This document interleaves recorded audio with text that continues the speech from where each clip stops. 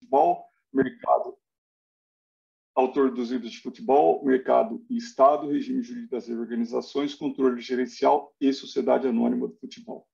O outro painelista é o José Francisco Mansur, advogado formado pela PUC em 1988, atualmente é assessor especial do secretário executivo do Ministério da Fazenda, lecionou no curso de formação para profissionais do esporte da FGV São Paulo, na cadeira de Direito Esportivo, também lecionou na cadeira de Direito Esportivo do curso de Marketing Champion da SPM São Paulo e no curso de Gestão do Esporte da Universidade de São Marcos. Atualmente professor convidado da disciplina de Direito Esportivo da Faculdade de Direito da USP.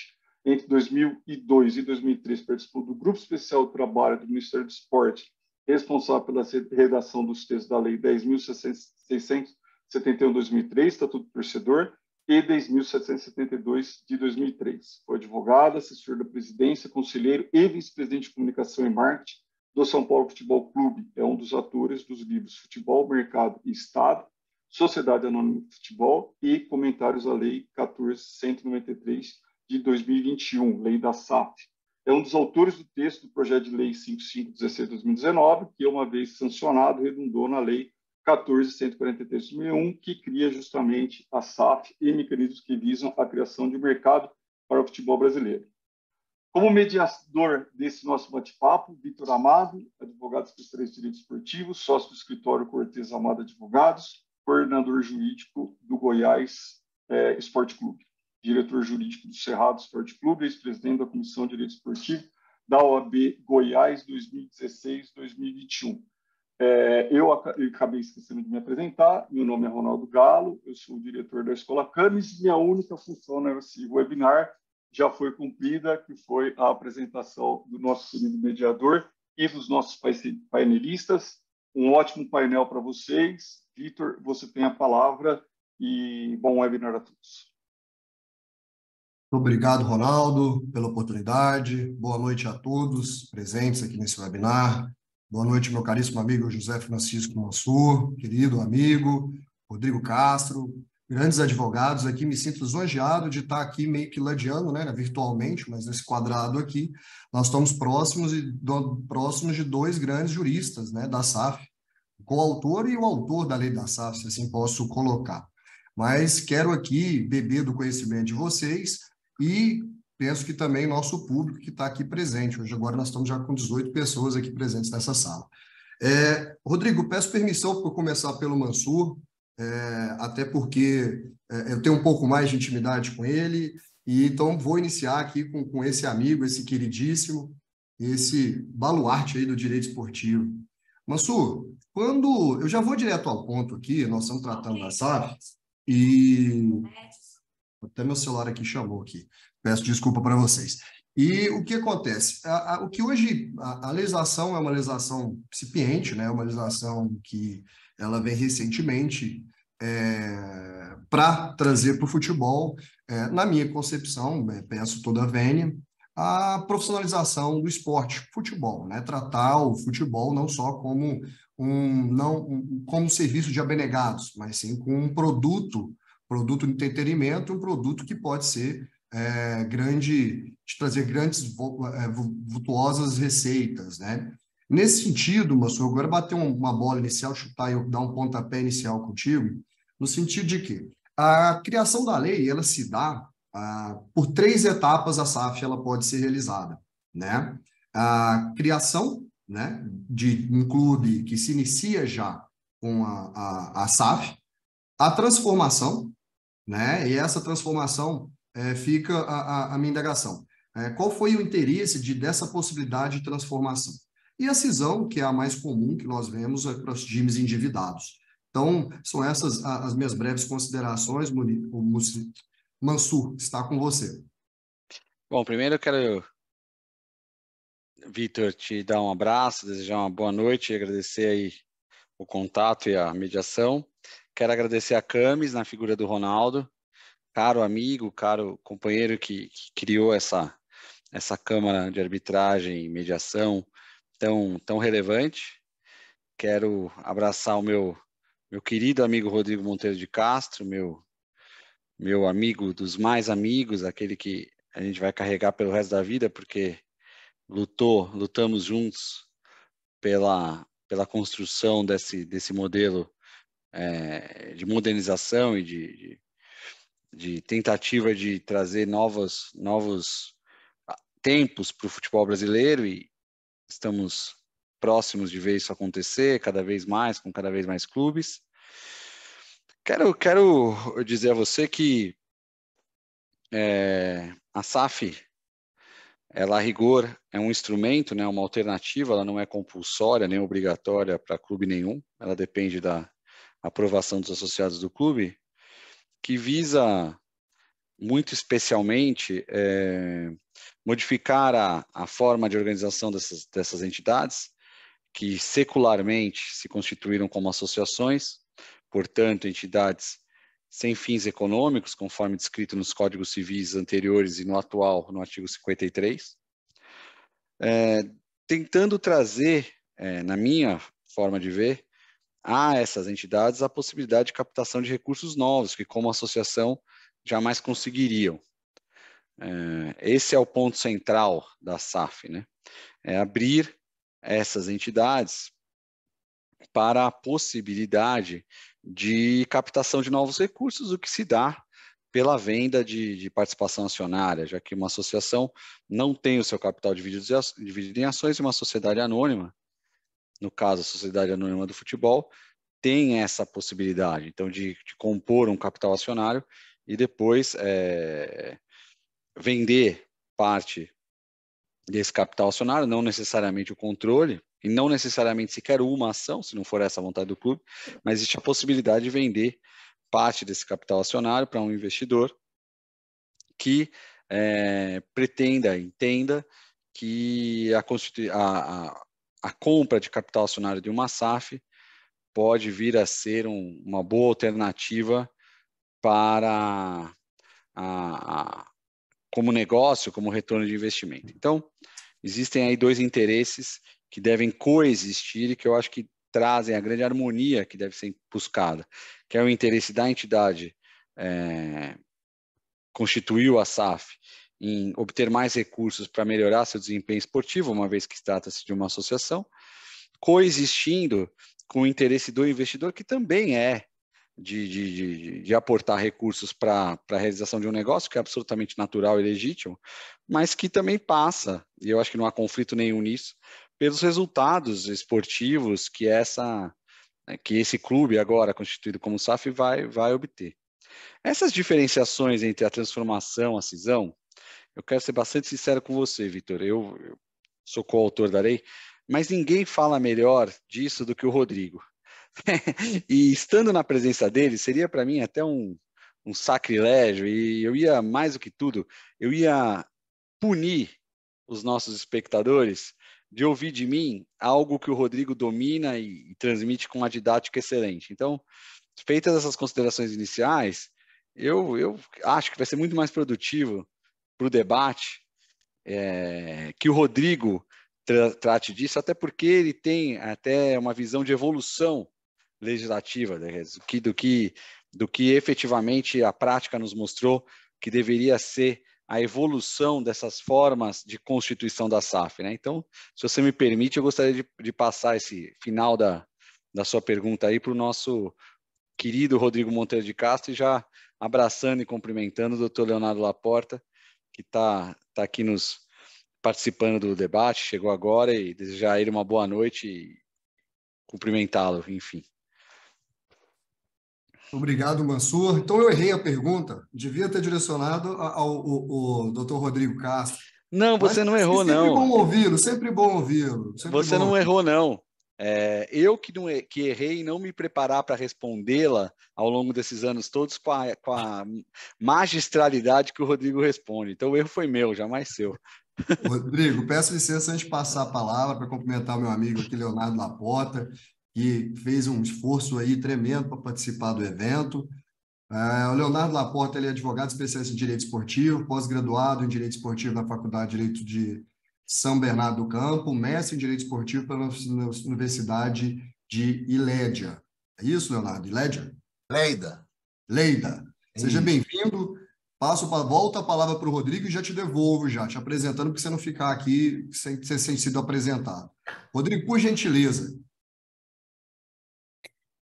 Olha, Vitor, inicialmente é um prazer enorme participar desse evento.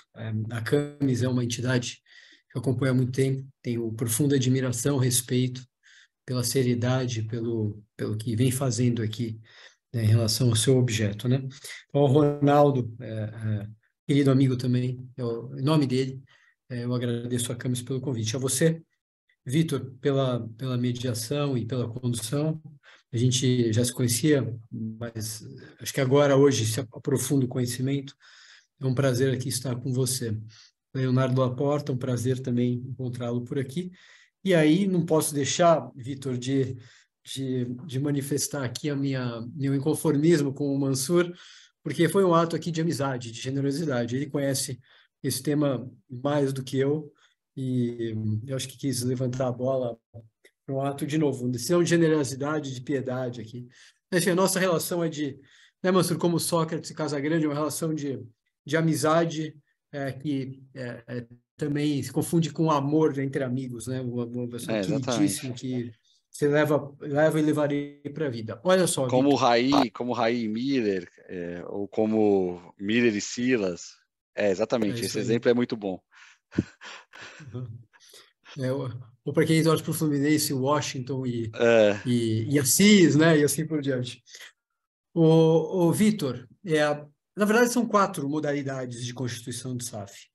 3 previstas no artigo 2º e uma quarta prevista no artigo 4º. Então, a gente tem, como você bem mencionou, a constituição de uma SAF por pessoas, físicas ou jurídicas. Nós aqui podemos constituir uma SAF. A transformação, que eu já vou chegar a ela, hipótese em que um clube que existe, ele muda a sua natureza de associação para companhia, para uma SAF. Os associados deixam de ser associados e passam a ser acionistas, e a atividade, então, será comercial. Isso não vai acontecer com clubes que sejam multidisciplinar. Agora, um clube que tenha como única atividade o futebol é um caminho, e um caminho possível de se realizar, né? Para o clube que não ou que é multidisciplinar, a lei prevê 2 alternativas. A do inciso 2º, acho que é o 2º que fala de cisão, e é um tipo definido na lei das sociedades anônimas. E a gente não pode esquecer que a lei da SAF, ela não vive de modo independente. Ela depende da lei das sociedades anônimas. Há um regramento próprio que se aplica a quem tem como objeto o futebol, mas todo o restante do seu arcabouço, né, da lei, das suas normas de regência, envolvem a Lei 6.404, a Lei das Sociedades Anônimas. E a cisão está prevista lá. E como esta lei ela se complementa pela Lei 6.404, a definição deve ser extraída da Lei das Sociedades Anônimas. E por que nós vamos ver raríssimos casos de cisão? Porque toda a sistemática e toda a estrutura que envolve a relação do clube com a SAF se perde na cisão. Na cisão, uma determinada empresa ela é repartida, metade do patrimônio, 1/4, 3/5, pouco importa, mas uma parte do patrimônio. Essa parte é destacada para a SAF, e como há uma redução patrimonial no clube, para que os associados não percam, não tenham um desfalque, eles recebem ações da SAF. Então, no final do dia, a gente tem clube e associados, SAF com atividade futebolística e acionistas, que são exatamente as mesmas pessoas que detinham os títulos patrimoniais do clube, né? E o vínculo entre clube e SAF inexiste. Por definição legal, está no artigo 229 da Lei 6.404, a Lei das Sociedades Anônimas. E esse modelo, ele vai, então, evitar que a relação do clube, que é uma relação de manutenção de ação, uma ação com direitos especiais, que viabilizam o veto em matérias que são caras à história do clube, como cor, hino, localidade, etc., tudo vai se perder pela essa falta de relação. Então, as operações que estão acontecendo, por mais que elas sejam chamadas de cisão, elas se realizam, na verdade, com base no artigo 3º, que é o drop-down. Hipótese em que o patrimônio do clube ele é destacado para uma nova sociedade, a SAF, e quem subscreve o capital e quem vai ser acionista daquela SAF é o próprio clube, né? E aí, todo este modelo de proteção ele está preservado, inclusive com a emissão das ações classe A. Realizada esta operação, então uma subscrição de ações pelo clube, né, e integralização com ativos do futebol, a partir daí realizam-se negócios com investidores, que pode ser um negócio de compra e venda de ações, então o clube vende ações para o investidor, algo que não aconteceu até agora, ou o investidor ele aumenta o capital daquela SAF, né, diluindo o clube e colocando recursos dentro da companhia para que ela possa se desenvolver sua atividade. Foi o que aconteceu no Cruzeiro, foi o que aconteceu no Botafogo e no Vasco. E a gente já tem a instrução normativa do DREI falando isso, que pacifica a questão das 4 modalidades. Esse tema já foi objeto de debates com a CVM, que também pacificou. A gente discutiu isso com a CBF.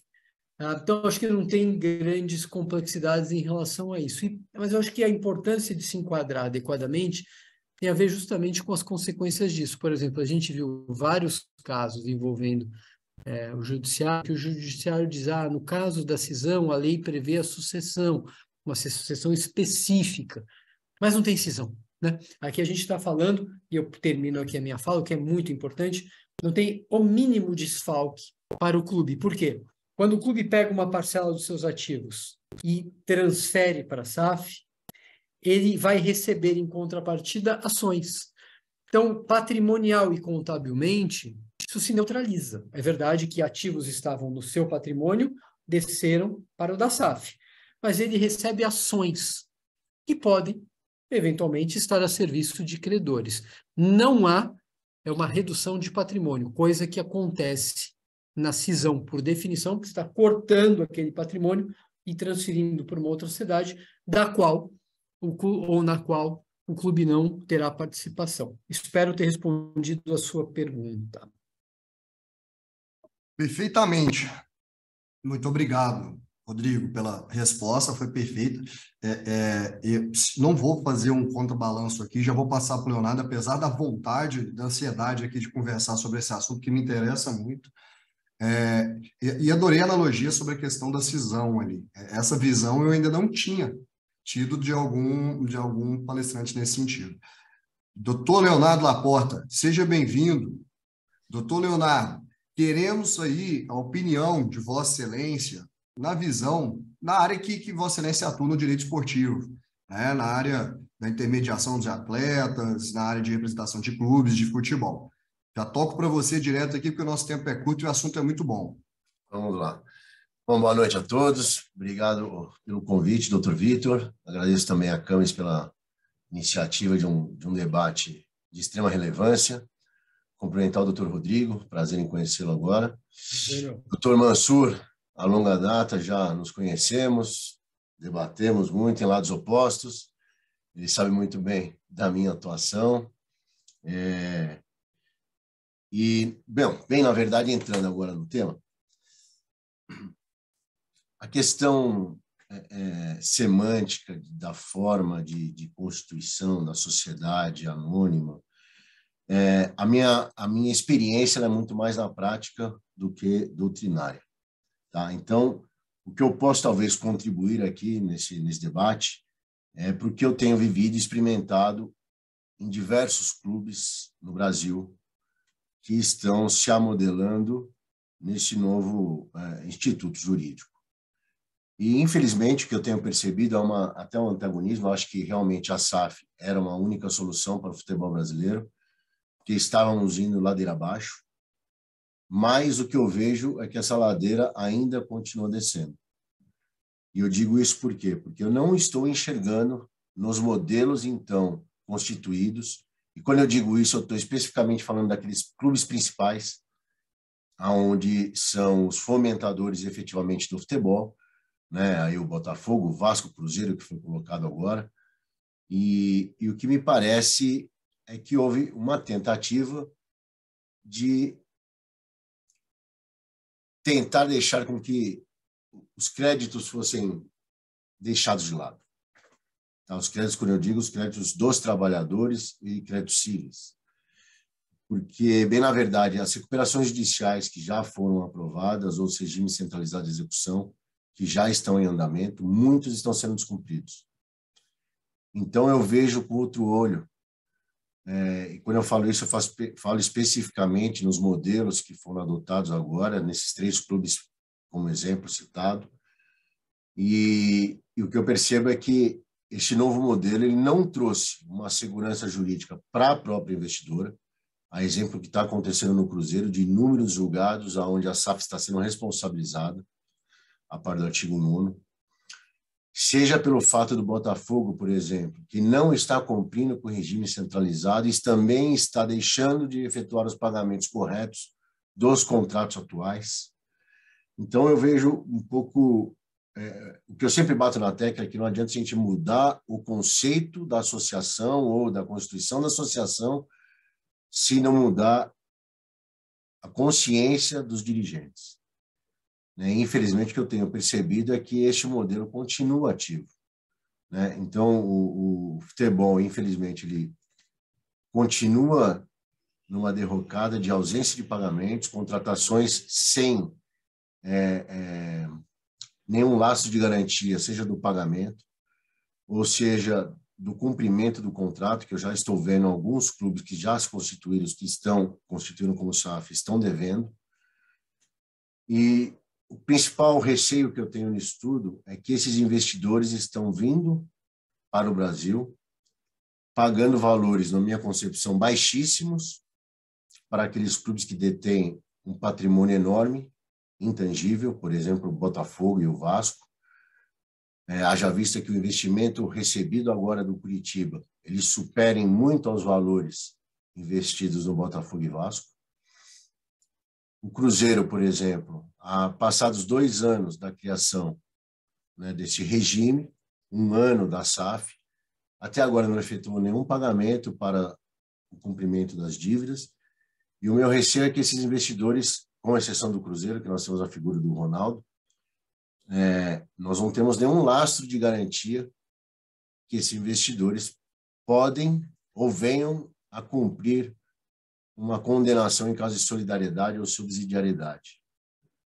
Então, acho que o que eu posso contribuir aqui é mais no sentido de, com todo respeito ao Mansur, que é o idealizador da lei, repito, eu acho que é uma iniciativa que fazia-se necessário nesse momento do futebol brasileiro, mas como foi uma tomada repentina aí de aprovação, participei de mesas redondas com o senador, colocamos alguns pontos cruciais que estamos enfrentando agora e sem respostas, o que pode vir a prejudicar ou afastar investidores no Brasil. O único exemplo aqui que eu vejo de uma forma muito feliz é o caso do Bahia. Tá? O único investidor que eu vi que entrou no futebol brasileiro com o intuito de pagar a dívida, pegar o resto do dinheiro, investir no futebol para que aquilo gere mais dinheiro, pelo que eu estou percebendo, é do Bahia. Tá? Os demais, até então, não me demonstraram dessa forma. Então, acho que o que eu posso contribuir ao longo desse debate é o contraponto do que vai ser colocado pelos ilustres representantes aqui, que o Dr. Rodrigo e o Dr. Mansur, com o que eu vivencio na prática. E quando eu falo que eu vivencio na prática é porque eu represento 100% na justiça para os atletas profissionais de futebol. Então, eu estou no lado dos credores. Então, eu venho aqui realmente fazer um contrapeso na visão nossa de credores, que sim, está sendo muito agressivo para os credores em geral. E quando eu falo credores em geral, é que está sendo agressivo para o trabalhista, quem dirá o que vai acontecer com os quirografários e demais credores. Então, me coloco à disposição para me elastecer aqui nessas demais questões, sem adentrar no ponto principal que foi debatido aqui no início, que é a forma de constituição e tal, que realmente essa não é a minha expertise, e acho que aqui nós estamos com 2 experts no assunto, que acho que pode brindar-nos com seus conhecimentos. Obrigado, Léo Laporta. Pôs uma pimenta aqui no nosso debate, né?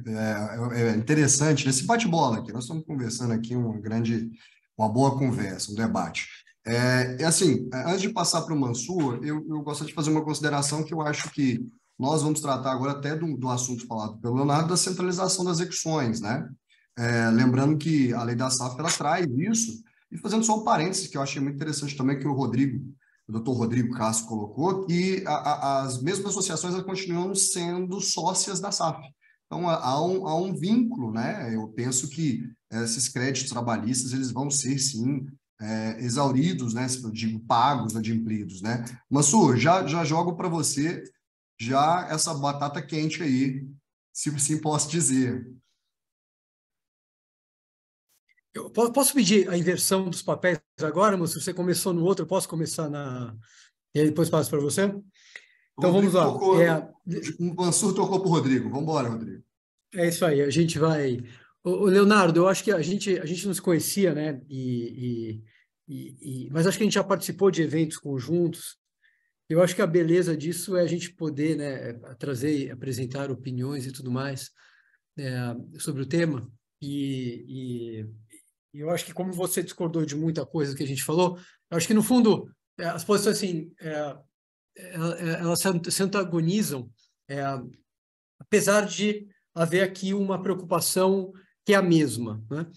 De um sistema que deixe de ser um ônus para a sociedade, que gere tributos, ou melhor, um passivo da ordem de 11 bilhões, que gera problemas trabalhistas, falta de transparência, e todas as histórias que a gente conhece, né, e caminhe e transforme isso em algo que cumpra um papel que nunca se cumpriu neste país, do ponto de vista social, do ponto de vista econômico, do ponto de vista educacional, e só vem alimentando indústrias e situações que chegaram ao cúmulo de, por exemplo, 4 ou 5 intermediários ganharem mais do que todos os times do Campeonato Brasileiro. Então, este processo, que não é um processo, e aí eu tenho que discordar de você,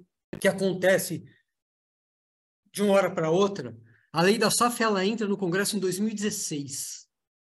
O debate ele se inicia em 2016 e vai até 2021. De várias formas e de vários meios. Ele tem como propósito, pela primeira vez na história deste país, e aqui não se faz nenhuma referência a nenhum presidente que costumava e vai continuar falando desta forma, não tem nenhuma conotação política, olhar para isso como uma forma de viabilizar uma atividade que representa no mundo, ou que atrai no mundo, 4,5 bilhões de pessoas, no Brasil 150 milhões, e que se tornou um estorvo social, né? Gerou um passivo que não recolhe tributos. Aqueles tributos que deveriam ser repassados, nem isso se faz, mas falando até de crime. E aí, Leonardo, não é uma questão de conscientizar dirigente, porque os dirigentes tiveram 140 anos. O modelo de organização do futebol brasileiro ele antecede a Lei Áurea.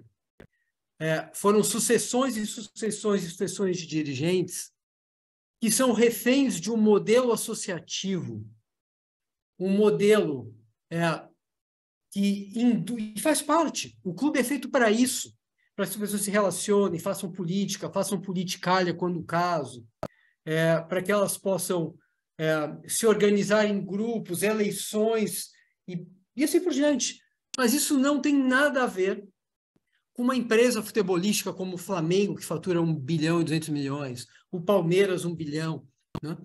E todas as demais entidades que desenvolvem uma atividade empresarial que são administradas por amadores, mesmo que nas suas vidas profissionais sejam excelentes técnicos e profissionais.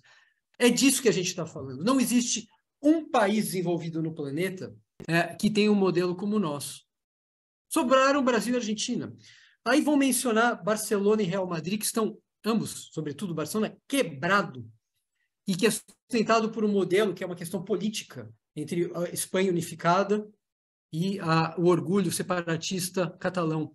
Não há como você ser competitivo numa atividade global, demandadora de recursos, sob a forma de um clube que não pode captar no mercado. Não tem como captar no mercado, né? E aí a gente vai chegar para o seu ponto, e a gente concorda em relação a isso, que é o seguinte, todo processo transformacional, ele tem seu período de adaptação. Isso acontece com o Código Civil, aconteceu com a Lei de Recuperação e vai acontecer com a Lei da SAF.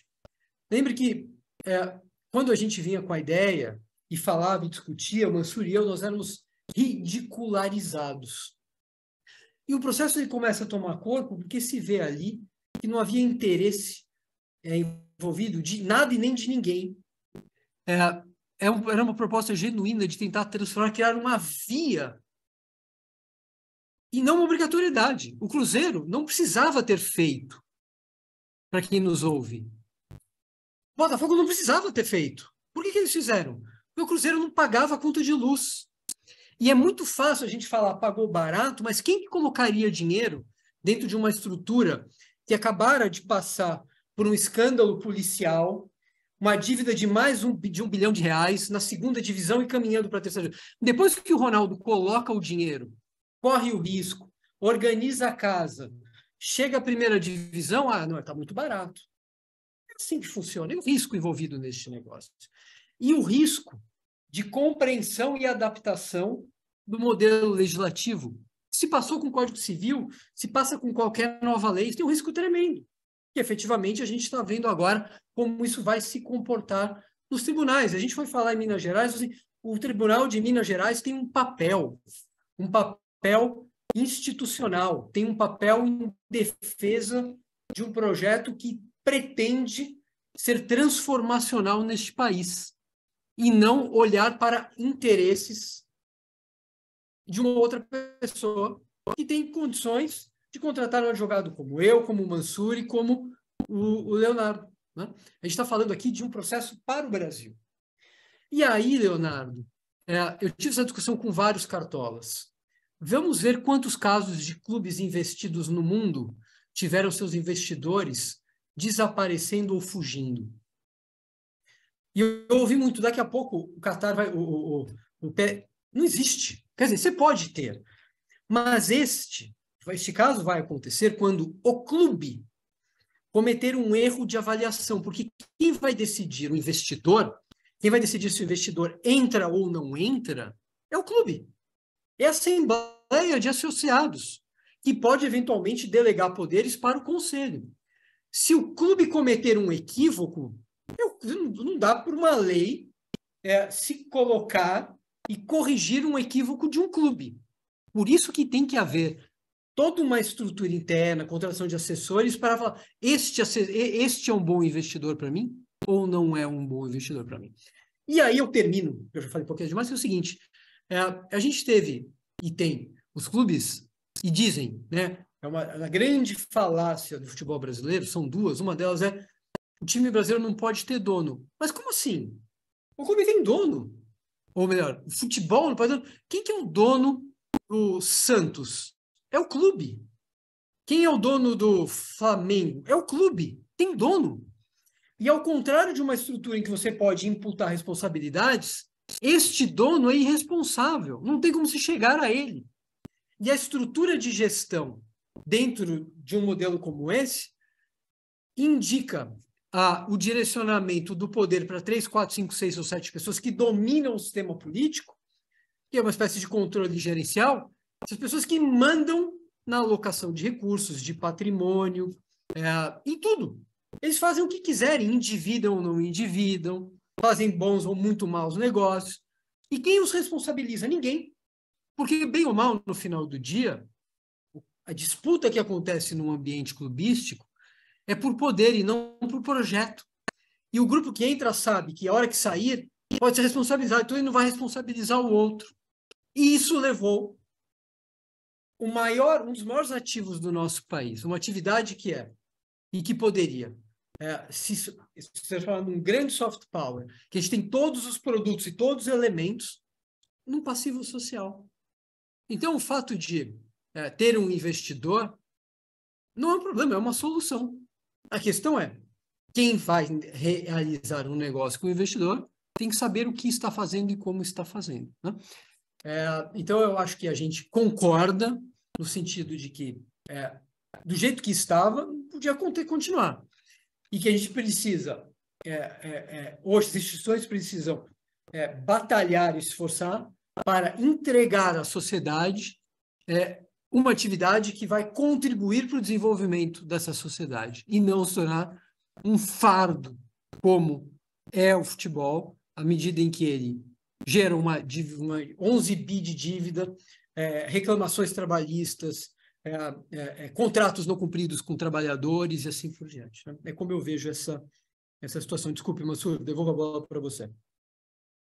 Obrigado, Rodrigo. Mansur, antes de você pegar essa bola aí, se quer continuar nosso assunto, a gente pode fazer uma pergunta aqui que o pessoal que está nos assistindo. Eu acho que o Rodrigo respondeu muito bem. Eu também já tive a oportunidade de me manifestar sobre esse tema, inclusive em artigos e também no debate, que é sempre muito rico, muito importante com o Leonardo, porque a gente não pode esperar o debate de um ponto só. A gente precisa ter o ponto e o contraponto, precisa ter a crítica e a defesa, ou a defesa e a crítica. Então, eu acho muito rico esse debate, mas acho que o Rodrigo respondeu de uma forma muito completa e eu posso seguir na pergunta aí, como você achar melhor. Alexandre, Simões está assistindo a gente, agradeço a pergunta. A pergunta dele é na avaliação dos panelistas, o modelo SAF, iniciado por alguns clubes do Brasil, Cruzeiro, Botafogo, Bahia, Vasco, agora recentemente Curitiba, né? Curitiba tem um modelo diferente. Dará certo ou essas sociedades poderão vir a falir em breve? Acho que vai também perto da resposta do Rodrigo, se você quiser fazer a complementação. Eu vou dar um abraço para Alexandre, mas né? A gente não estaria proposto um modelo então acho que é melhor, eu acho que essa pergunta é até melhor o Léo responder, o Leonardo Laporta, do que a gente, mas eu queria fazer uma consideração acerca da pergunta, né, e acerca do contexto geral. Um dia perguntaram para um premier chinês chamado Deng Xiaoping. Muita gente atribui essa frase a Mao Tse-tung, mas eu tenho para mim que foi o Deng Xiaoping. O que ele achava da Revolução Francesa, né? Ele foi premier chinês na década de 80 e ele falou assim: ainda é muito recente. Então eu acho que a gente precipita um pouco os processos de avaliação, né? O que a gente vê hoje, né? O que eu vejo, eu tenho uma certa percepção de que o dono do clube é o torcedor, né? Tenho falado muito disso. Em grupos privados, em grupos relacionados ao meu Clube São Paulo, quer dizer, existe ali um grupo de associados, legitimamente com seus títulos patrimoniais do clube, não necessariamente torcedores do time de futebol do clube, eles tomam as decisões, ou eles elegem diretamente o presidente, ou eles elegem um conselho que elege o presidente, mas que não representa 0,00 ponto alguma coisa por cento dos torcedores, que são, na verdade, as pessoas que pagam a conta, né? Quem dá audiência na TV para o clube receber verba de TV é o torcedor. Quem compra a bilheteria, o estádio, a bilheteria para o jogo, majoritariamente torcedor. O associado também vai, o associado também dá audiência. Um patrocínio na camisa não é calculado pelo número de associados, mas pelo número de torcedores. E assim, eu tenho uma certa percepção de que se perguntar ao torcedor do Vasco, do Botafogo e do Cruzeiro hoje se ele gostaria, e não estou dizendo, então não vou falar hoje, tá? Porque hoje os fatos me favorecem. No campeonatos estaduais, onde os 3 fizeram campanhas ruins aí, se eles gostariam de retornar ao modelo associativo, eu acredito que uma boa maioria preferiria se manter como SAF, né? tendo em vista aí o trabalho que está sendo muito iniciado, né? São clubes que tinham dívidas enormes e que prioritariamente precisavam e precisam ainda equalizar a questão financeira antes de iniciar os resultados técnicos, né, Vitor? Então, é claro que nós não pensamos nesse contexto acreditando que nós estávamos criando um mecanismo para levar os clubes à falência, né? Nós pensamos num contexto, como eu falei na minha primeira intervenção, tentando proporcionar àqueles que quiserem, né? Aqueles que quiserem a possibilidade de obter recursos que, como associação, não conseguiriam. Isso não é muito opinião, não é fato, né? Você quer investir. Você sendo um investidor, investir numa associação, você tem que formalizar esse investimento por meio de um contrato de parceria, contrato de marca, como a gente viu na década de 90, nos anos 2000, que são contratos que não dão minimamente, tanto que as empresas saíram, esses parceiros saíram, com uma cláusula rescisória ou não, mas que não dão segurança jurídica minimamente comparável com aquela do adquirente de ações, né? Esse está respaldado por todo um regime da lei das SAs, então ele tem muito mais segurança jurídica. Quando nós preparamos a lei da SAF, nós fizemos um trabalho junto ao Poder Legislativo, tem aí que ressaltar a figura do senador Rodrigo Pacheco, o próprio senador Portinho, que foi o relator, o próprio deputado Otávio Leite, que foi o primeiro a abraçar essa ideia, mas o mais interessante é o que veio depois, né, Vitor? Porque Vitor, Leonardo e Rodrigo, e o próprio Ronaldo que está aqui com a gente, porque depois diversos operadores do direito, qualificadíssimos, né, e diversas consultorias econômicas foram chamadas, e não necessariamente Rodrigo e eu, mas muitas outras, grandíssimos escritórios importantes, a dar pareceres sobre a segurança jurídica advinda da lei da SAF, né? E se quando eu vim para o governo, em dezembro, eu tinha feito um estudo, havia 30 SAFs, agora tem outras, né? Deve ter um pouco mais que isso, nesses 5 meses de 2023, mas consultados os diversos advogados e os diversos consultores econômicos, grandes bancos como BTG, como a financeira XP e outros tantos, né? Eles deram um respaldo positivo, tanto que essas diretorias tiveram aí o aval para seguir em frente, né? Para realmente propor a constituição da SAF. Então, o que mais gratifica nesse processo é que o nosso trabalho foi submetido a muitas mentes brilhantes, a críticas, como é o caso do próprio Leonardo, que é um dos grandes advogados esportivos que a gente tem no nosso país, trabalhando na seara dele, no ramo de atuação dele, com grande destaque, e que respaldaram, quer dizer, olharam aquilo e deram aval. Olha, esta lei aqui está segura. Leonardo mencionou uma coisa importante, né? A acomodação, a pacificação jurisprudencial, né? Isso é fundamental. Então, realmente, os primeiros casos, em primeira instância, em Minas Gerais, tiveram assim decisões que causaram um certo temor, na medida em que, ao meu sentir, não deram à norma a interpretação que o legislador pretendeu dar, mas é importante olhar sobre 2 vieses, né? O primeiro viés nós temos um sistema, um regime, um Estado democrático de direito e um devido processo legal que nos dá a possibilidade de submeter os processos a outras instâncias, exatamente buscando a pacificação jurisprudencial. Então, já começam a ser julgados nos tribunais superiores, e os tribunais superiores já têm dado manifestações mais próximas daquilo que a gente entende que foi a interpretação do legislador, mas o outro lado é olhar e fazer a meia-culpa, né? Fazer a crítica, dizer, se há interpretações nesse sentido, talvez o texto mereça efetivamente aprimoramento. E nós não temos aqui a pretensão, tenho certeza que o Rodrigo, que é a mente brilhante, que me convidou para essa aventura de trabalhar com ele, ao lado dele, pela constituição de um novo sistema de futebol brasileiro, não temos a pretensão, a soberba, a arrogância de achar que fizemos algo perfeito, imutável, irrepreensível, que não mereça críticas ou aprimoramentos.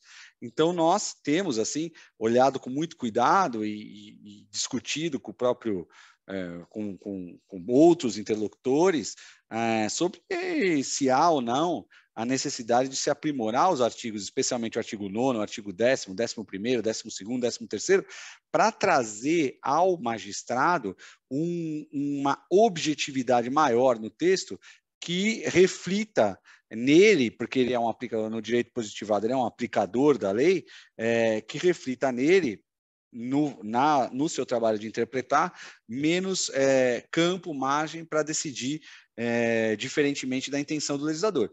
O magistrado tem essa liberdade, e eu não critico jamais o magistrado que decidiu contrariamente ao texto da lei, porque ele está cumprindo o ofício dele, ele merece todo o respeito, mas há sempre as instâncias superiores. Então, mesmo, eu citei o Deng Xiaoping no começo, mesmo no que diz respeito à acomodação jurisprudencial, ainda há ainda é muito prematuro, com base em algumas decisões de primeira instância, incisivas e respeitabilíssimas, mas que ainda vão ser submetidas às instâncias superiores e em paralelo, trabalhar também, refletir também. Eu acho que a gente tem que chamar todos os operadores de direito interessados no assunto, o próprio Leonardo, a contribuição do que poderia ser feito para que o texto fique mais claro, para que não demande tantas interpretações e para que atinja o objetivo. Qual é o objetivo?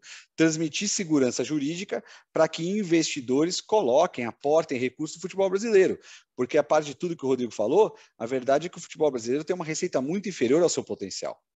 Eu acho que é isso que nos diferencia dos clubes de fora. Quer dizer, os clubes brasileiros, eles têm muito menos margem para, por exemplo, né, você vê o Rafinha, que hoje joga no São Paulo, mas ele estava no Flamengo, campeão da Libertadores, campeão brasileiro, um time super campeão, uma potência mundial com 40 milhões de torcedores, e ele saiu para ir jogar no Olympiacos da Grécia. Quer dizer, existe alguma coisa errada aí, porque o futebol brasileiro não se compara com o futebol grego.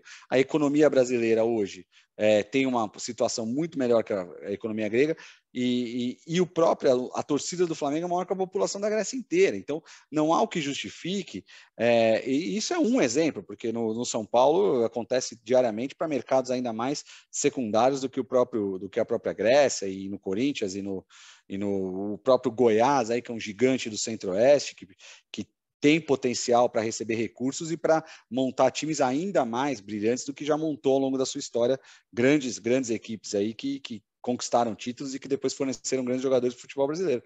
Então, para a gente conseguir ter essa segurança no investimento, conseguir receber esse investimento, existem dois trabalhos. Primeiro, esperar que a jurisprudência se acomode de uma forma pacificada, como se costuma dizer em direito, e também refletir, receber as críticas, que são muito importantes, para que a gente possa, sim, se for o caso, evoluir no texto, entendeu? Mas, respondendo a pergunta do Alexandre, não acreditamos que criamos a lei da SAF para que os clubes cheguem à falência, não. Nós criamos a lei da SAF pensando que os clubes prosperem, o futebol prospere, até porque nem Rodrigo nem eu somos falencistas, não somos advogados de recuperação judicial nem de falência, ou seja, quisemos mesmo criar uma alternativa de investimento para o futebol brasileiro crescer. Perfeito, Mansur. Excelente explicação. Nosso horário aqui é curto. Léo, vou te passar para você fazer a sua tréplica, não sei onde que está, mas a gente vai para a nossa última rodada. E aí eu quero a opinião de vocês aqui, caros painelistas, sobre as câmaras de mediação na legislação da SAF, onde ela se encaixaria, quais são os preceitos formais, requisitos, na questão trabalhista ou nas questões de quadros societários. Então, Léo, toco para você aí. Vitor, deixa eu só fazer, que é uma informação que talvez poucos saibam. Dentro dos credores, né, talvez eu seja um dos que sejam mais ponderados aí na negociação, na conversação com os clubes, nos debates, né, no enfrentamento da questão para uma finalidade comum, que o que a gente quer receber e não quer prejudicar o clube. Mas você é um advogado absolutamente aguerrido, competente, que luta pelo interesse dos seus direitos. Eu não concordo muito com essa primeira manifestação. Você é bravo, mas você faz no interesse do seu cliente e no exercício da profissão que você faz brilhantemente. Desculpa a interrupção. Não, e eu componho várias comissões de credores de IRCR, recuperação judicial, enfim. E eu tenho percebido que os clubes, talvez pela experiência, né, em outros clubes, né, em outros estados, Eles têm me convocado para que traga a experiência que aconteceu no Estado, que traga para cá, enfim.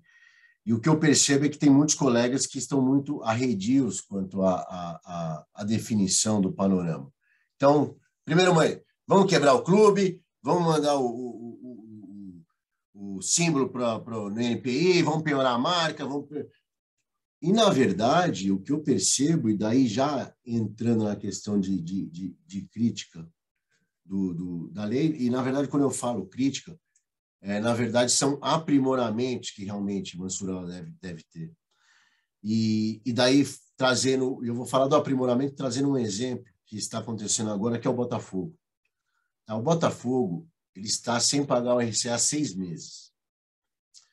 E nós o pessoal do Textor já veio para o meu escritório, já me chamaram para ir para lá, já fui presencialmente, já fizemos reuniões com o presidente do tribunal, com o juiz auxiliar da CAEX, que é da execução reunida, e estamos lá tentando encontrar um meio comum para evitar a recuperação judicial, que esse é o pior cenário para os credores. A recuperação judicial está sendo realmente extremamente prejudicial.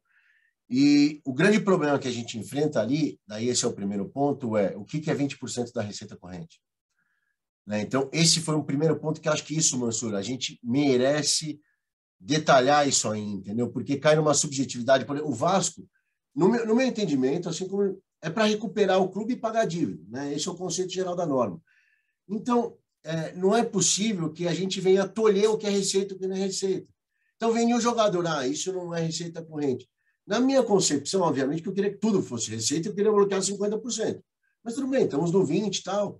O aporte é ou não é? Aí tudo bem, o aporte a gente pode questionar, né? Pode até aceitar. Mas a venda no jogador, a transferência, o que acontece é que o Botafogo, por exemplo, novembro, dezembro, pagou em torno de 600, 700 mil reais. Não dá para aceitar que 700 mil reais seja 20% de um clube do tamanho do Botafogo. Eu não posso aceitar essa informação, porque isso não paga 1/3 da folha salarial. Né? Outro problema, a RCE vai ser implodida. Nós estamos segurando, hoje eu tive reunião com o doutor Igor. Doutor Igor, nós vamos concordar, pedir prazo, por quê? Porque a gente tem que manter em pé, porque a RJ é mais prejudicial ainda. Para manter em pé, nós estamos criando um acordo em 18 anos. Péssimo. Péssimo. Mas foi uma forma que a gente encontrou para não ter deságio. Porque aí é outra crítica minha. O que é a SAF, por exemplo, do texto? E foi uma questão que eu debati muito com o Portinho. Tem que ter uma garantia. O investidor tem que ter uma garantia aqui no Brasil.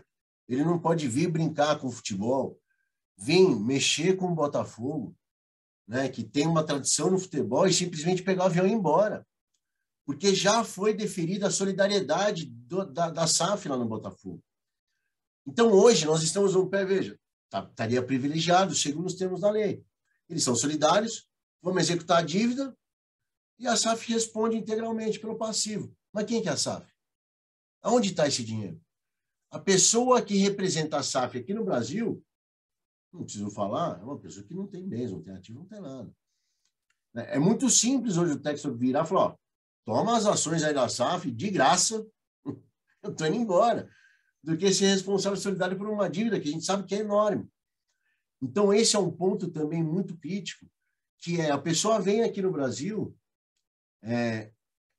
adquire 50%, 60%, 70%, 80% do clube sem nenhum lastro. O que me dá de garantia hoje que eu consigo executar o Botafogo SAF? Nada. Nada. Né? E daí é essa questão, Mansur, que eu falo que daí é um papel importante que eu estou desempenhando lá, que é enfrentar isso e saber, eu tenho uma garantia que não me adianta de nada. Então é melhor eu ir negociar com o clube e aceitar um acordo de 18 anos para evitar RJ. Né? Então, acho que são questões, essa questão de responsabilização da SAF, aonde eu consigo responsabilizar?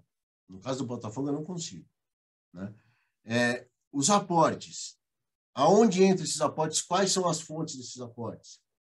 Daí, mais uma vez, me parece que foi o espírito de você já foi publicamente, se manifestou, que esses regimes seriam para aquelas entidades que fossem criada a SAF. Sem dúvida. Reafirma aqui. Tanto que o TST veio, o ministro Caputo Basso, inclusive ontem, eu tive hoje lá, ontem eu estive falando com ele, que foi referido um RCE para o Botafogo da Paraíba. Né? Daí você quebra todo o espírito da lei. Como é que eu vou fazer um RCE se eu não tenho 20% de receita da SAF? Como é que eu vou fazer um RCE se depois de 10 anos eu não posso subscrever minhas ações? Então, eu acho que a gente tem que melhorar um pouco, sim, a relação. Eu acho que vale a pena, realmente. Eu acho que é muito salutar. Escutar a gente do lado de cá, porque nós somos o que vai apontar o dedo na ferida. E qual é o dedo da ferida, que é um outro problema? É a redação do parágrafo único do artigo 9º, né? Que é onde está dando os problemas nos tribunais de trabalho. Né? Que a SAF ela não responde pelas outras dívidas, exceto a atividade fim, que é o futebol. Né? Óbvio, aqui também não vou ser, me parece que a lei não quis dizer isso, mas deixou que houvesse essa dupla interpretação. E havendo essa dupla interpretação, nós, quando estamos prejudicados, cabe a nós indagar o judiciário, né, e interpor as medidas cabíveis para que seja considerado isso. E só até apimentando, quando o Rodrigo falou, Rodrigo, você mencionou 2 clubes que me chamam a atenção, Palmeiras e Flamengo, ambos associação. Então, acho que não é a SAF que solucionaria. Flamengo, Palmeiras, Atlético, Grêmio, que acho que hoje são os clubes que estão mais redondos aqui no Brasil, são associações. Mas clubes como Botafogo, Vasco, Cruzeiro, Atlético Mineiro e assim como tantos outros, o nosso São Paulo não, né, Mansur? Graças a Deus. Mas assim como todos os outros, a SAF realmente ela seria a única solução cabível. Né? Então, eu parabenizo, não estou aqui, eu acho que é uma solução... Discordo um pouco também sobre o nosso São Paulo, viu, Leonardo? Estou achando que o nosso São Paulo está chegando num momento que não está ficando meio obrigatório. Mas... É crítico, né? E o Internacional, que também, para minha surpresa, me parece que já estão pensando numa RE, né? Uma recuperação extrajudicial, e se assim for, possivelmente vá caminhar para a SAF. Um modelo que a gente não falou aqui, que me parece que vai ser interessante, não sei se seria dessa forma, mas o Mário já me falou que eles estão estudando e tal, que é uma SAF investidora. Eles não vão ter a totalidade, então eles vão ter no máximo 49%. E me parece que isso me parece bem interessante, né? Porque eles vêm, trazem o dinheiro, mas continuam ali com o futebol. Hoje, o Fluminense, com esse corpo diretivo dele, eles estão tentando arredondar. Estão com dívida, não estão pagando em dia os salários, estão devendo RCE, estão devendo acordos fora do RCE, mas eu vejo uma muito boa vontade lá do Mário e da equipe toda deles na construção ali de uma melhoria para conseguir trazer os investidores dentro dessa nova modalidade que ele está criando, que não é o que a gente viu até então. Né? E desculpa, Vitor, qual foi a sua pergunta mesmo? Estou vendo que é bem aguerrido mesmo, hein, Mansur? O Laporta é bem aguerrido. Vamos lá, rapidamente, meu amigo. Qual seriam as benéfices da Câmara de Mediação e Arbitragem especializada junto à legislação da SAF? Até a questão trabalhista, que é muito a sua vertente aí. Agradecendo também a pergunta da Simone Soares. Agora a gente vai fazer, Simone, a gente só está terminando essa última rodada, eu faço a pergunta para todo mundo aqui. Laporta. Vitor, eu vou te falar que até o seu colega aí, esqueci, me fugiu, não, Paulo, doutor Paulo, da Atlético Goianiense, ele fez aí um mestrado agora e estava falando sobre a CNRD, né? E eu acho que é interessante, desde que a gente consiga colocar pessoas aptas a poderem entender os dois lados. E eu falo isso por quê? Porque muitas vezes eu deixo de utilizar a CNRD com medo e receio, e falo que eu uso muito pouco, com medo e receio de como vai ser interpretado um pedido trabalhista colocado pelo reclamante, ali pelo requerente, né? Sem a visão, a minha formação é toda voltada na justiça do trabalho, então, sem os conceitos laborais, né? E ontem, inclusive, eu estive conversando com o Serafim, nós tivemos uma decisão aí no TRT de Minas Gerais com relação ao direito de arena, ele falou, vocês querem acabar com o direito, com o futebol, tal, não sei o quê. Mas eu acho que são questões que me preocupam um pouco, a gente, pelo todo o motivo, que é um contrato especial, que é um contrato específico, que o jogador ganha muito, que não é verdade, a exceção ganha muito, realmente, mas a gente colocar isso em supremacia aos princípios gerais de direito do trabalho. Tá? Mas, de outra forma, eu acho interessante, tá? Se a gente tivesse a condição de ter julgadores aptos a enfrentar tanto a questão laboral desportiva como a questão juslaboral, né? Eu acho que seria muito interessante porque desafoga e o judiciário também não está apto a enfrentar veja, por um lado ele está apto a enfrentar questões laborais, mas por outro não estão aptos a enfrentar a questão laboral desportiva, né? E se a gente vem para uma câmara especializada, vai verificar apenas a questão desportiva e vai afastar um pouco da laboral. Se a gente conseguisse reunir os dois universos, a gente estaria no mundo ideal. Mas respondendo à pergunta, eu acho que é salutar. Eu acho que pode vir a agregar muito, porque o seu trabalho não está apto a enfrentar isso. E como é um universo diferenciado, realmente, até a recuperação judicial, nós estamos tendo até os aptos a questionarem, né? Os escritórios de advocacia aqui defendem aí os clubes, né? Estão tendo uma certa dificuldade, porque também a recuperação judicial ela é diferenciada, né? É uma recuperação judicial, mas enfrenta certos problemas que não se verificam lá. Mas agradeço mais uma vez a atenção. Desculpa ter me alongado, que se deixar que eu falo mais que o homem da cobra. Obrigado. Obrigado, Léo. Doutor Rodrigo Castro, a pergunta: os benefícios da Câmara de Arbitragem e Mediação na lei da SAF.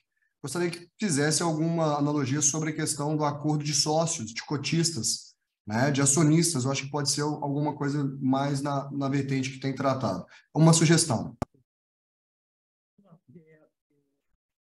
Vitor, a área que eu atuo, né, que eu medito, tem muito a ver com a sua pergunta, né? Então, operações societárias, contratos comerciais, fusões, aquisições, essas coisas todas, né?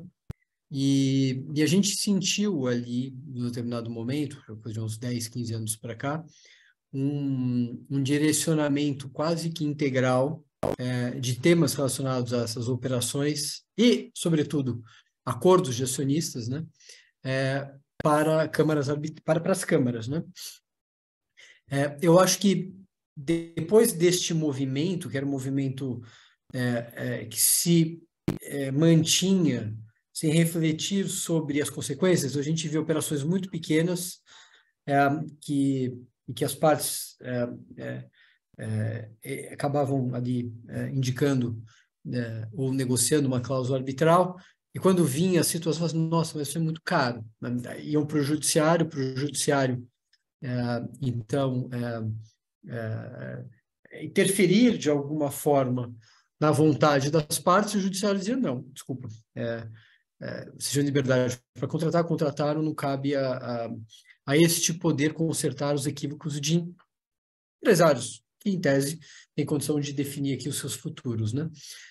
Então, e hoje a gente vê uma certa estabilização no sentido de que há casos que não devem ir pela natureza, ou pela situação, ou pela posição, ou pelo tamanho do caso. Muitos outros têm que ir. Seria melhor que fossem. Pela complexidade, porque você pode ter árbitros especialistas, pelo valor, ou porque você quer sigilo, né, ou você quer celeridade. Então, isso vai se compondo desta forma. Para responder objetivamente a sua pergunta, eu acho que as câmaras, e a gente está aqui sem querer fazer merchan, mas a gente está num evento promovido por uma, né, que a gente gosta e respeita muito, deve e poderá ter um papel muito importante, né?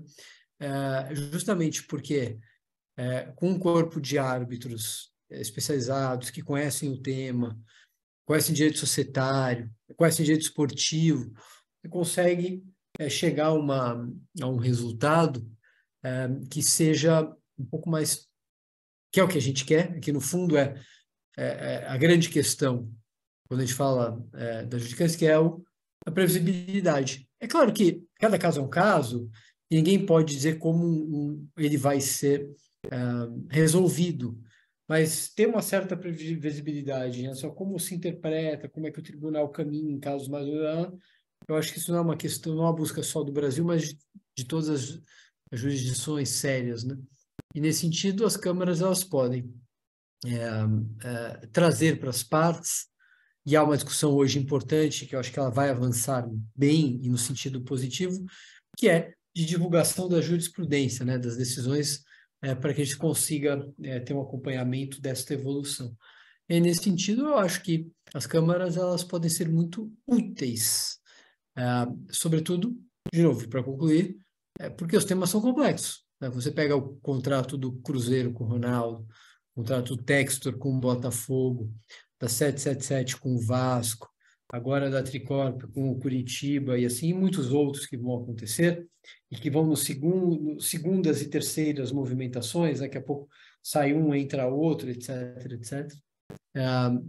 Você ter gente qualificada para decidir é muito bom. Isso não quer dizer que o judiciário não seja competente. Por exemplo, as varas empresariais de São Paulo, ou a justiça verticalizada em São Paulo, que é composta por varas e câmaras empresariais, ela é de um nível assim absolutamente fenomenal, é nível Delaware, Estados Unidos, né? E advogar lá é esse motivo de orgulho, ganhe-se ou se perca, você sabe que são juízes de altíssima, que conhecem profundamente a matéria. E também, o judiciário também, eu acho que tem o seu papel em muitos casos. Então, é uma questão, e acho que a boa notícia, e a lei da SAF é isto, é uma escolha, né? A lei da, a gente costuma dizer que a lei da SAF é uma espécie de Lego, porque você pode construir, vai aderir ou não vai fazer qual modelo que vai, e aí você tem uma série de caminhos de acordo com a realidade da parte ou das partes envolvidas. E a mesma coisa vai envolver, na minha opinião, a solução de controvérsias. Há casos que podem se encaixar melhor dentro de uma câmara arbitral, outros no judiciário, né? E as partes vão ter que saber, no momento da contratação, se vão indicar e eleger a cláusula arbitral ou se vão submeter ao judiciário. E aí também, eu acho que um bom caminho é a qual judiciário, né? Tendo as possibilidades de, por exemplo, trazer para cá, para São Paulo, ou levar para lá, em função justamente dessa especialidade inequívoca, eu acho que é um caminho possível também. Obrigado, Rodrigo. Rodrigo, questiono se você tem um compromisso agora, tá? Preciso te avisado antes, mas eu quero muito que você permaneça aqui para a nossa rodada final. Eu tenho que sair em 10 minutos, em ponto. Mansur, senti uma cobrança aí para ser rápido.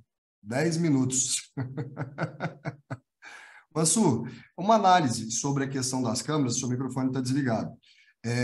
No sentido que você acha que seria produtivo dentro da lei da SAF, seja não na questão do societário, mas na questão do desporto. O Laporta disse anteriormente que raramente procura CNRD porque não tem, ia falar uma palavra bem forte aqui, mas não, às vezes não sabe quem vai receber. Então, seria a proposta de uma Câmara, né? Então, eu queria uma análise sua nesse sentido. Eu entendo que a SAF ela aproxima o regime de administração e organização do futebol do regime empresarial consolidado no país. E entendo que já de muito tempo para cá,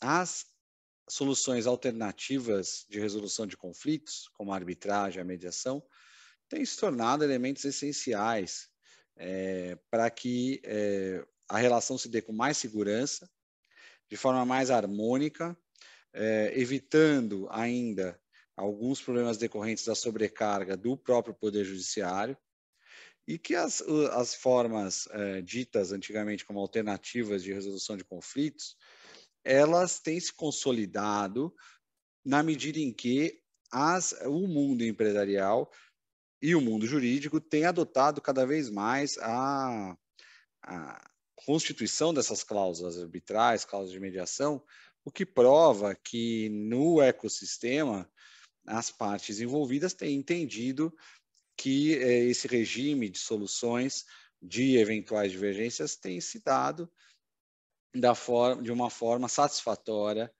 para os interesses das partes, independente do resultado, quer dizer, se elas vão ser bem-sucedidas ou não tão bem-sucedidas no caso daqueles modelos que implicam a própria solução do caso ou alguma decisão, como é o caso da arbitragem.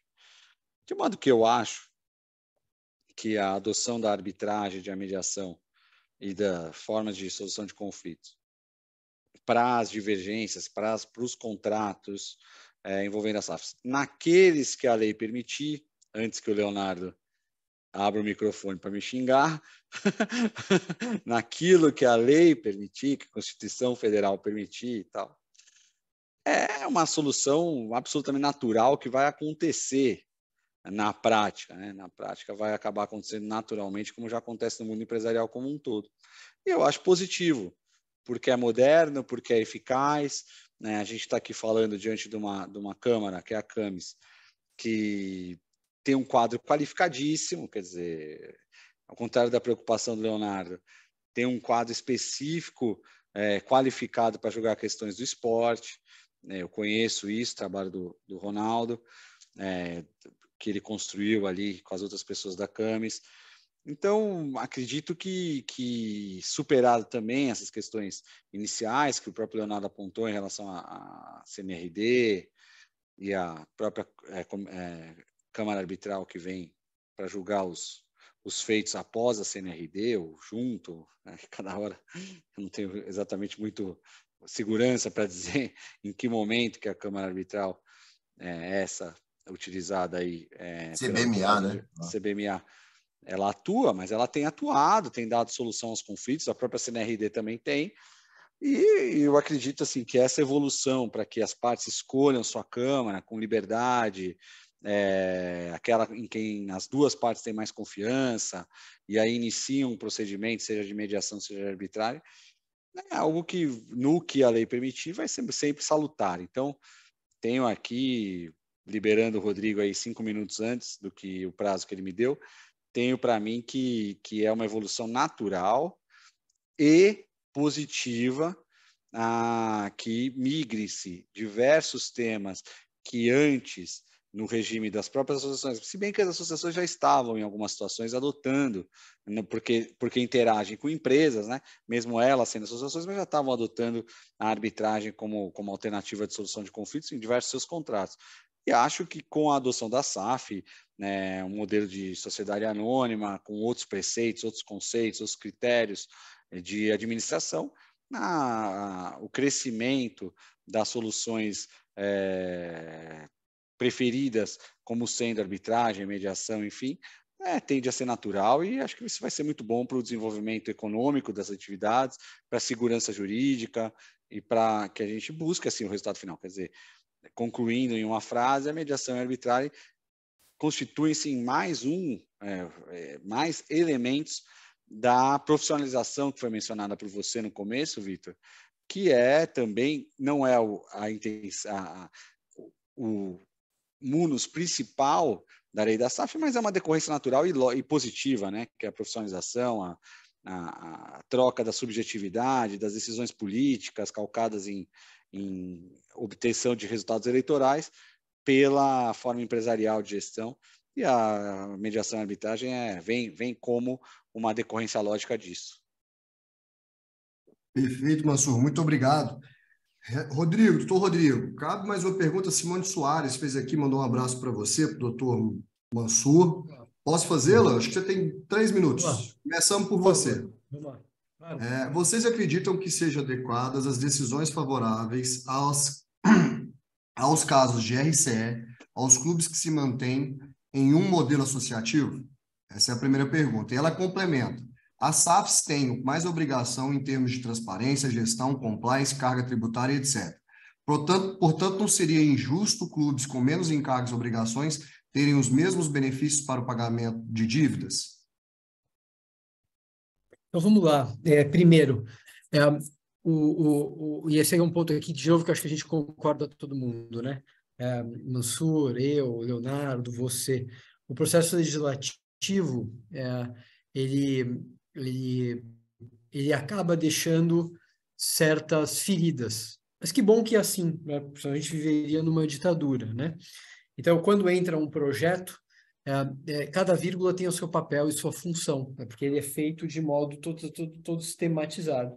E essas modificações se dão porque é parte da regra do jogo, aqui no Brasil, em qualquer lugar do mundo. Então, eu acho que a dúvida da Simone é uma dúvida que acabou surgindo e que, de alguma forma, na minha opinião, o TST ele, tenta resolver.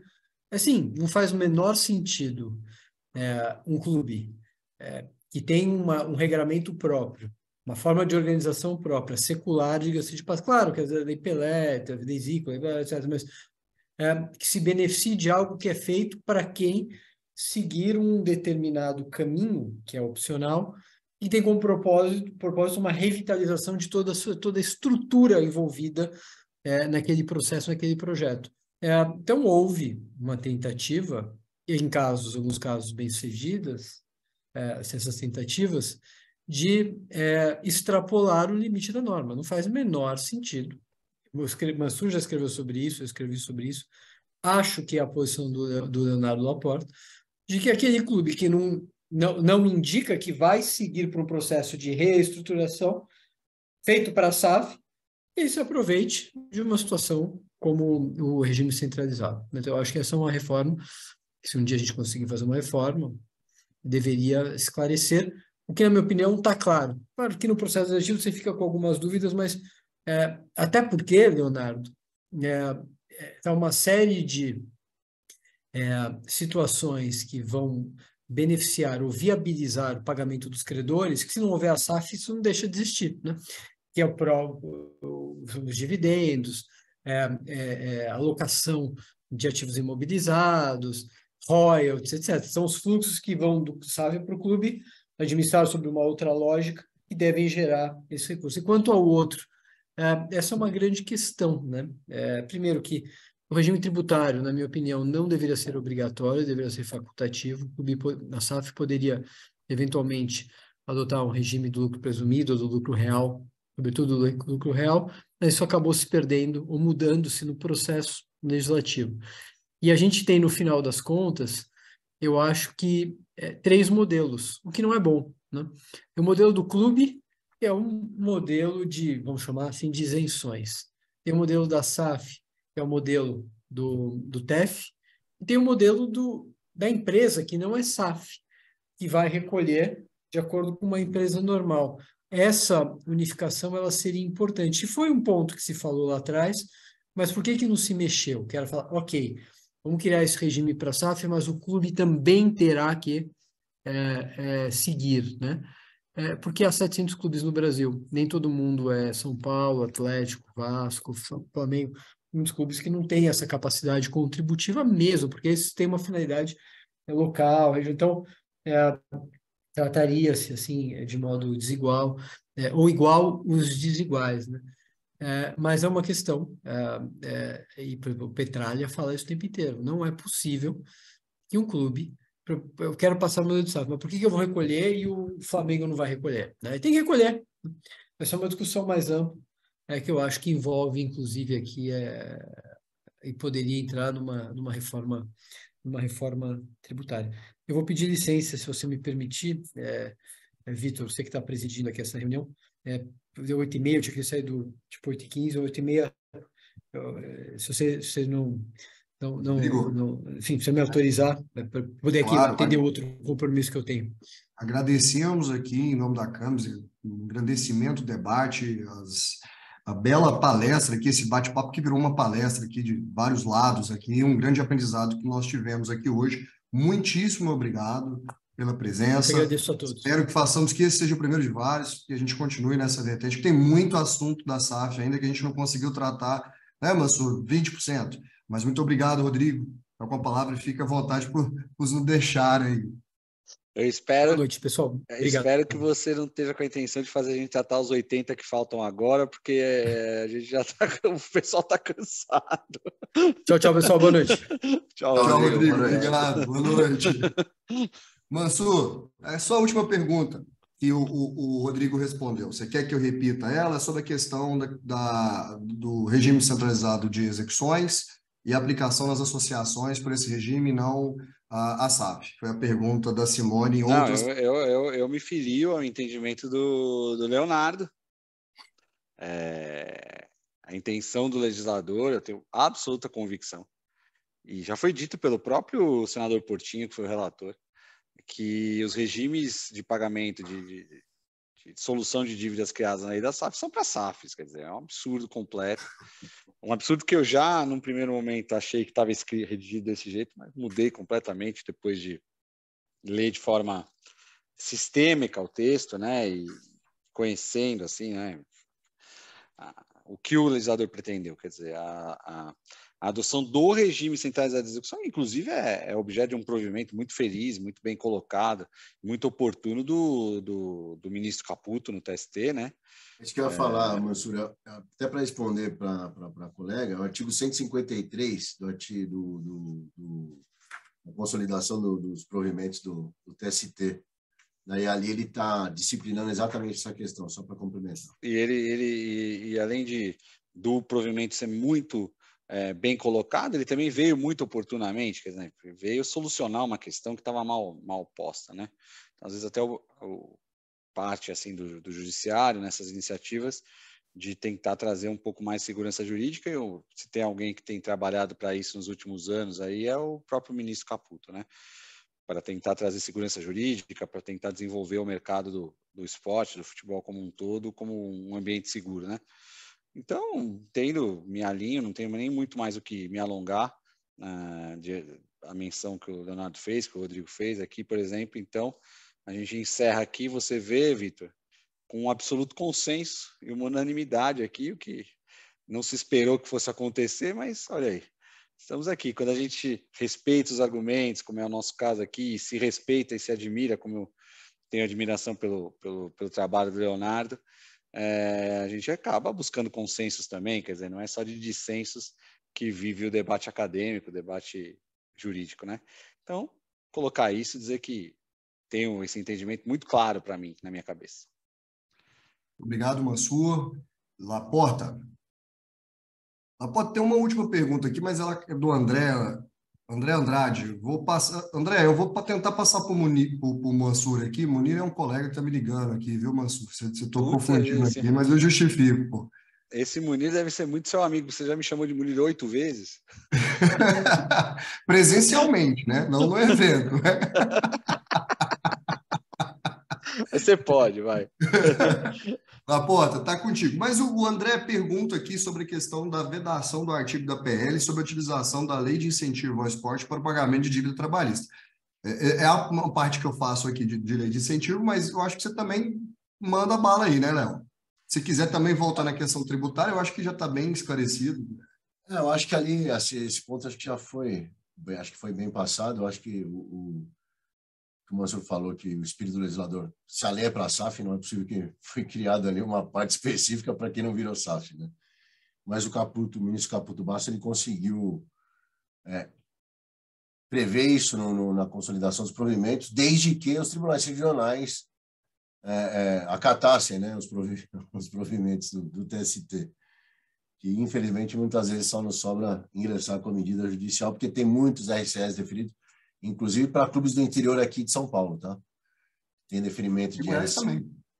Exatamente. Se você me olhou, eu percebi. E eu estou agora com um caso lá no órgão especial, questionando essa matéria mesmo. Saiu de pauta na semana passada, eu fui falar com o ministro Caputo, que ele pediu vistas, porque eles estariam passando por cima lá no TST, mas não sei o que vai acontecer.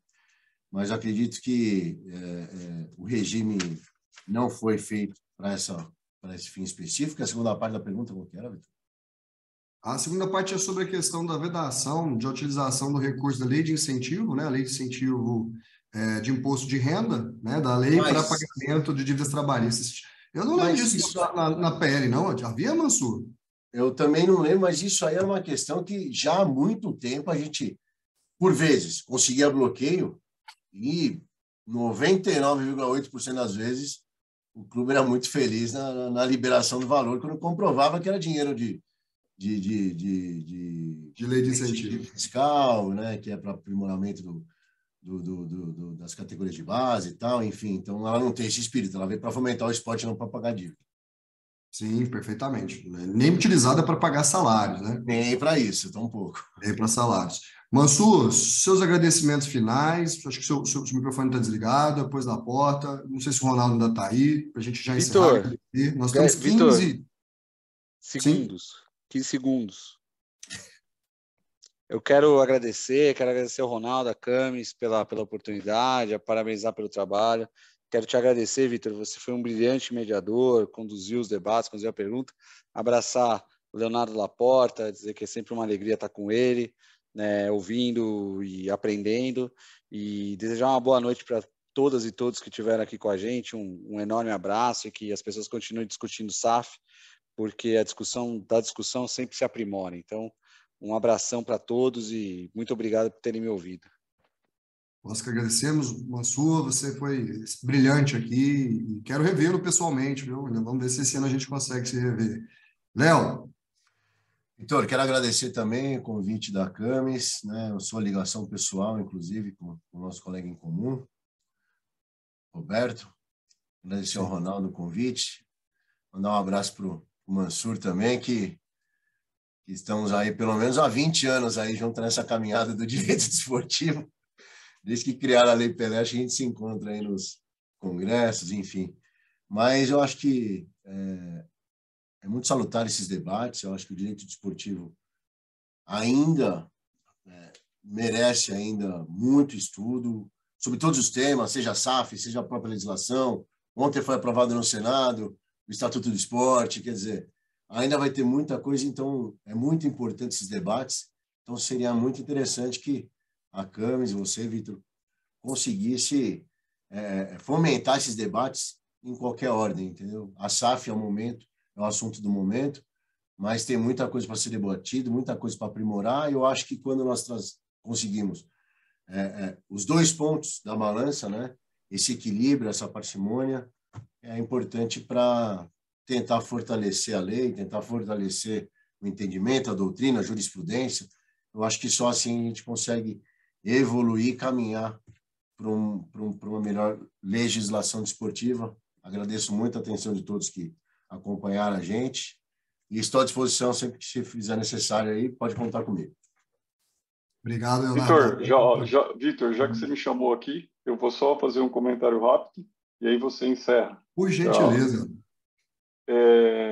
Querido amigo Mansur, Leonardo Laporta, Vitor, meu querido amigo Rodrigo Castro, que já saiu. O webinar foi brilhante. Parabéns e eu agradeço demais a disponibilidade de vocês e as reflexões que vocês aportaram aqui hoje. Simplesmente brilhante. É isso. Vitor, fecha aí. Nós que agradecemos, Ronaldo, a oportunidade. Eu vou encerrando, dando um abraço no Leonardo. A próxima vez que vem agora a gente almoça junto, não vai ficar fugindo, tá, Léo? Brilhante também as explanações, assim como o Mansur. Eu acho que foi um alto nível, tá? Eu estou mais perto, hein? Eu estou mais perto que eu estou morando em Brasília, hein? Me convidou também. Vou te visitar, hein? Vou te visitar. Mas, pessoal, muito obrigado. Nós temos ainda 15 guerreiros que estão aqui presentes com a gente. Foi um evento grandioso. E só uma situação, Ronaldo, que é muito importante, que foi citada aqui no final pelo Laporta. A nova Lei Geral do Esporte, ela tem a previsão de câmaras de arbitragem, inclusive na pauta disciplinar. Né? Então, uma Câmara ela pode trabalhar como se fosse um TJD ou um STJD para várias modalidades. Isso abre uma outra vertente para as câmaras de mediação no esporte, não só dentro da SAF, mas isso vai trazendo novas novidades ao esporte. Muito obrigado a todos, agradeço também ao meu amigo Danilo Miranda. Mande um abraço para ele. Foi uma satisfação estar aqui com vocês nessa noite de quarta-feira. Um abraço. Um abraço, obrigado. Boa noite. Boa noite.